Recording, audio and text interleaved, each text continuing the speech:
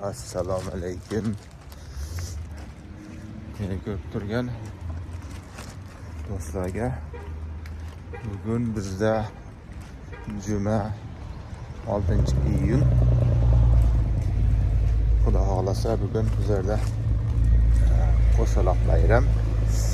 Ertalab soat 6:45 bo'ldi. Hozir shoshib masjidga ketyapman. Xudo xolasa bugun Hayit bayrami, Qurbon Hayit bayrami bilan bugun meni ko'rib turgan musulmonlarga, yurdoshlari tabriklayman. Shunaqangi Hayit bayramlari bilan uchrashishlik 50-100 yildan keyin ham nasib qilsin. Hamma yurtdoshlarga, do'stlarga, oilasiga barakatlar bersin. O'ylagan niyatlariga Allohimiz yetkazsin. Bundan keyin bugun yana juma, yaxshi kun. Sizlarni qo'shaloq juma bayram kuni bilan ham tabriklayman.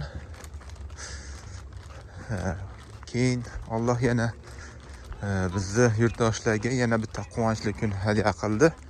Yana Qurbon hayitligiga bir Hayit bayrami tuhfasini kecha bizni O'zbekiston milliy terma jamoamiz futbol bo'yicha jahon chempionatiga chiqdik, ko'rdik o'yinni.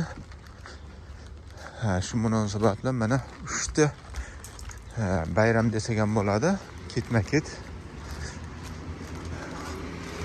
Xursand bo'ldik jahon chempionatiga chiqqani bilan. Kanada, Amerika, Meksika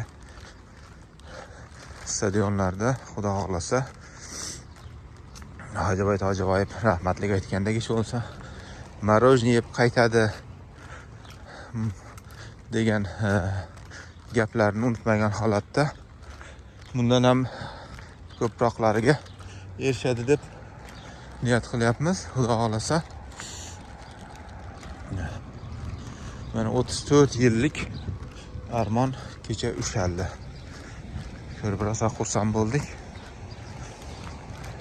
Shu munosabat bilan mana terma jamoamiz birinchi qurbonlikni kecha Arab amirligini qurbonlikka keltirdi desak ham bo'ladi.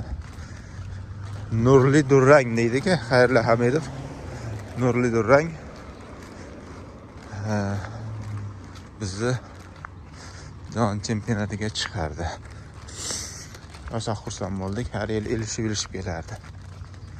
Mana 3 ta ketma-ket yaxshi hodisa bo'lyapti. Xursand bo'ldik to'g'risi. Bugun mana Hayit namozini o'qish uchun uyimiz yonida kichkina bir masjid bor. Shu yerga mana yig'ilib kelyapmiz.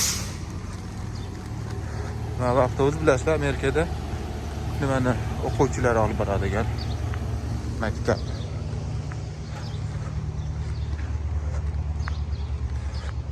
Avtobusi. Hozir mana shu yerda mana hamma musulmonlar bugun Qurbon hayit namozini o'qish uchun yig'ilib kelishyapti.